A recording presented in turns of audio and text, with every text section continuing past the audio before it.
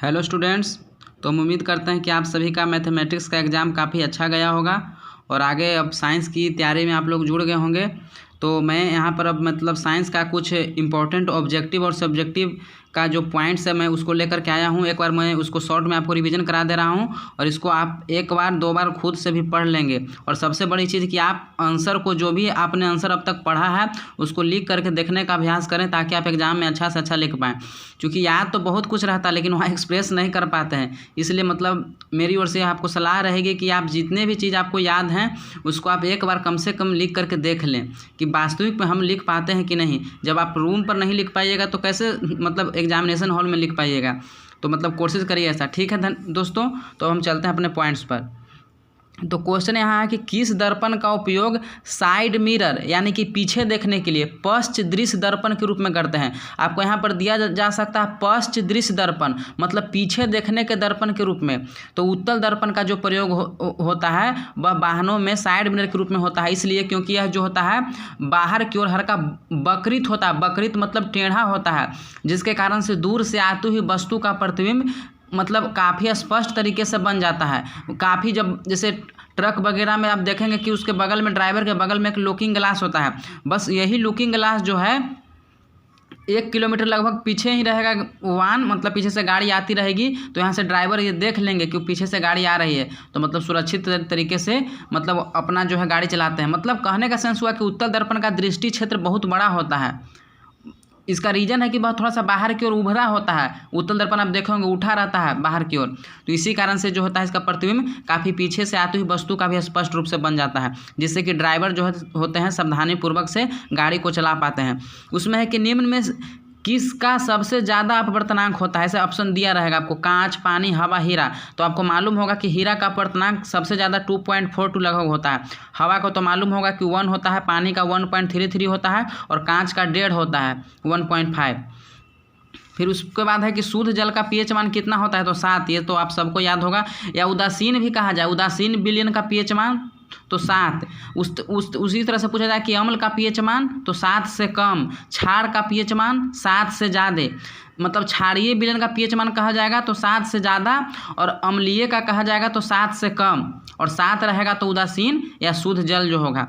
उसके बाद है कि विद्युत धारा उत्पन्न करने वाले युक्ति को जनित्र मतलब जनरेटर कहते हैं। इसको डायनेमो भी बोला जाता है, ठीक है। विद्युत धारा उत्पन्न करने वाले युक्ति को हम लोग जनित्र बोलते हैं, मतलब जनरेटर, जिससे बिजली उत्पन्न किया जाता है। उसके बाद है, इससे तो सभी लोग परिचित होंगे। उसके बाद है कि विद्युत मोटर विद्युत ऊर्जा को यांत्रिक ऊर्जा में बदलता है। मतलब हम इलेक्ट्रिक मोटर को पहले इलेक्ट्रिक करंट देते हैं और उसके सहायता से हम जितने भी यांत्रिक कार्य करना है हम करते हैं, ठीक है।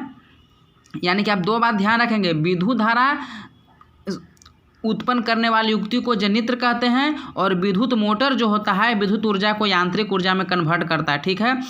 ये उसी प्रश्नों को हमने यहाँ शामिल किया जो किसी न किसी एग्जाम में पूछा हुआ ही है या तो बहुत इंपॉर्टेंट है। उसके बाद है कि टमाटर में ऑक्सेलिक अम्ल पाया जाता है। ऑप्शन में आपको ऑक्सेलिक रहेगा, यहाँ ऑक्जेलिक ऐसे शुद्ध ऑक्जेलिक ही होता है। टमाटर में ऑक्जेलिक अम्ल पाया जाता है। जब इंटरमीडिएट में आप जाइएगा तो ऑक्जेलिक अम्ल का फॉर्मूला पढ़िएगा, ठीक है। इमली में टार्टरिक अम्ल होता है। इमली में कौन सा अम्ल होता है? टार्टरिक अम्ल। उसके बाद नींबू या संतरा में सिट्रिक अम्ल पाया जाता है, ठीक है। विद्युत धारा को मीटर तथा विभवांतर को वोल्ट मीटर से मापा जाता है। देखें, विद्युत धारा को मीटर से और विभवांतर को वोल्ट मीटर से मापा जाता है, ठीक है। लेंस बनाने में मिट्टी का प्रयोग नहीं होता है। ये आपसे दे दिया जाएगा कि निम्नलिखित में से किस पदार्थ का प्रयोग जो होता है लेंस बनाने में नहीं होता है। 4 ऑप्शन दे दिया जाएगा, तो आप ध्यान रखें कि मिट्टी का प्रयोग जो होता है लेंस बनाने में नहीं होता है। उसके बाद है कि विद्युतीय शक्ति का ऐसा ही मात्रक वाट होता है जिसको जूल प्रति सेकंड भी कहते हैं। जूल प्रति सेकंड मतलब ही वाट हुआ, ठीक है। अब शायद पूछ दिया जाए कि विद्युतीय शक्ति क्या है, तो लिखेंगे कि विद्युतीय कार्य करने की दर को विद्युतीय शक्ति कहते हैं और इसका ऐसा ही मात्रक वाट होता है, ठीक है ना। आप लोग जैसे बल्ब खरीदने जाते हैं तो बोलते हैं कि 100 वाट वाला बल्ब दीजिए, एलईडी का 9 वाट का बल्ब दीजिए। वही वाट है, वही शक्ति बताता है कि आखिर कितना बल्ब जो है शक्ति खपत करता है, ठीक है। उसके बाद है कि विद्युतीय विभव का ऐसा ही मात्रक वोल्ट है, और वोल्ट को जो होता है हम लोग जूल बटे कूलम्ब भी बोलते हैं, अर्थात 1 जूल बटा 1 कूलम्ब बराबर 1 वोल्ट होता है। ठीक है। मानव के हृदय में 4 कोष्ठक होते हैं, मतलब अपने जो हृदय होते हैं मानव का उसमें 4 चेम्बर होते हैं। कौन कौन होते हैं? तो दायां लिंद, बायां लिंद, दायां निलय, बायां निलय। ठीक है। उसके बाद है कि नेफ्रॉन वृक्क की क्रियात्मक और संरचनात्मक इकाई होती है। जो आपका नेफ्रॉन होता है वृक्क की क्रियात्मक और संरचनात्मक इकाई होती है। प्रतिरोध का ऐसा ही मात्रक ओम होता है, प्रतिरोध का ऐसा ही मात्रक ओम होता है। विद्युत धारा का ऐसा ही मात्रक एम्पियर होता है। विद्युतीय विभव का ऐसा ही मात्रक वोल्ट होता है। प्रतिरोध का ऐसा ही मात्रक ओम होता है। तो आप ध्यान में रख लिए। चालकता का पूछा जाएगा तो ओम के पावर -1 होता है, जिसको महो भी बोला जाता है। ठीक है। उसके बाद दूसरे पेड़ में हम चलते हैं, दूसरे पेज में चलते हैं, पेड़ बोला गया। उसके बाद है हरे पेड़ पौधे स्वपोषी होते हैं। स्वपोषी का मतलब कि जो अपना भोजन खुद तैयार करते हों, अपने पोषण के लिए दूसरे पर निर्भर नहीं रहते हों। लेकिन जैसे मच्छर हो गया तो ये मच्छर अपने पर निर्भर नहीं होता है खुद पर, ये दूसरे पर निर्भर होता है। इसको परजीवी बोलते हैं, पैरासाइट। ये स्वपोषी होते हैं। ठीक है। हरे पेड़ पौधे स्वपोषी होते हैं।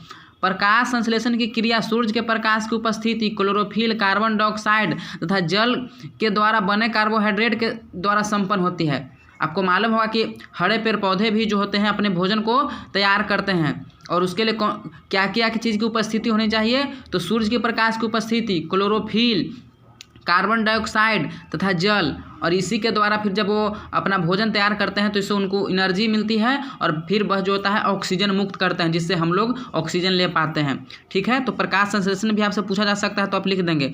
मानव का निकटतम संबंध वनमानु से है। मानव का निकटतम संबंध, निकटतम मतलब कि सबसे करीबी संबंध, तो हम कह सकते हैं एक तरह से हमारे पूर्वज थे चिंपैंजी, वनमानुष।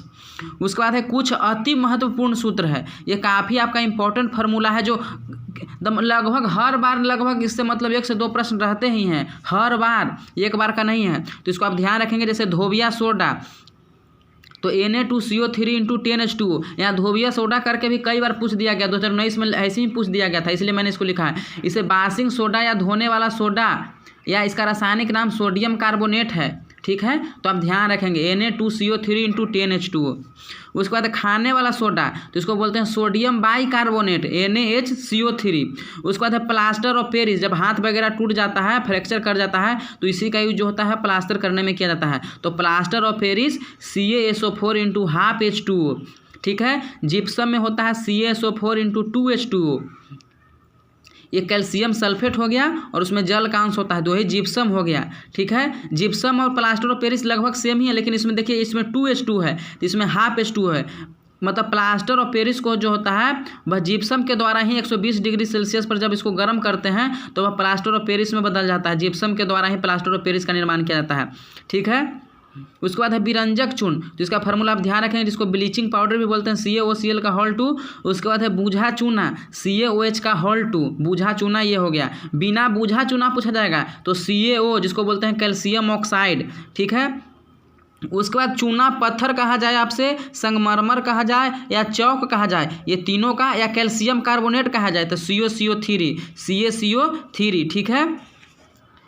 ये देखिए ये भी काफ़ी इंपॉर्टेंट क्वेश्चन है। ये आपका इस बार NDA में आया था कि पारा धातु जो होता है कमरे के ताप पर द्रव अवस्था में, और ब्रोमीन अधातु है, वो भी जो है कमरे के ताप पर द्रव अवस्था में पाया जाता है। मतलब धातु पूछा जाएगा तो पारा धातु कौन सा ऐसा धातु है जो कमरे के ताप पर द्रव अवस्था में पाया जाता है, मतलब लिक्विड रूप में, तो पारा। ठीक है। और अधातु कहेगा जो तो ब्रोमीन, ब्रोमीन भी एक मतलब चमकीला टाइप का होता है, इसका भी प्रयोग जो होता है पारा में किया जाता है। उसके बाद है बॉक्साइट एल्युमिनियम का एक प्रमुख अयस्क है। पूछा जाएगा कि एल्युमिनियम का एक प्रमुख अयस्क कौन सा है, तो बॉक्साइट। उसके बाद है हेमाटाइट, मैग्नेटाइट, लिग्नाइट, ये सब लोहा के प्रमुख अयस्क हैं। ठीक है। तो हम उम्मीद करते हैं दोस्तों कि काफ़ी आपको हेल्प करेगा कल के एग्जामिनेशन की दृष्टि से। उसके बाद है कि वैसे पदार्थ जिन्हें भूप्रपट्टी से निकाला जाता है और उनमें प्रचुर मात्रा में धातु उपलब्ध होते हैं, उसे हम अयस्क कहते हैं। ठीक है। अयस्क का मतलब कि जैसे पृथ्वी के भूप्रपट्टी से हम कोई भी पदार्थ को निकालें और उसमें खूब जो है धातु उपलब्ध हो और उसको आसानी से हम धातु प्राप्त कर सकते हैं, तो उसको हम जैसे अयस्क बोलते हैं। जैसे आपका हो गया बॉक्साइट, हेमाटाइट, ये सब जो है, हेमाटाइट आपका लोहा का अयस्क हो गया, बॉक्साइट एल्युमिनियम का अयस्क हो गया, और उसको हम शुद्ध करके मतलब कई विधियों के द्वारा फिर जो है हमको शुद्ध धातु के रूप में प्राप्त करते हैं। आपने अयस्कों के सांद्रण में पढ़ा होगा। आप निस्तापन भर्जन भी पढ़ लेंगे, वो भी काफ़ी इंपॉर्टेंट है। तो धन्यवाद दोस्तों, वीडियो को हम यहीं समाप्त करते हैं। अच्छा लगे तो लाइक और शेयर करेंगे, अगर नहीं अच्छा लगा तो कोई बात नहीं।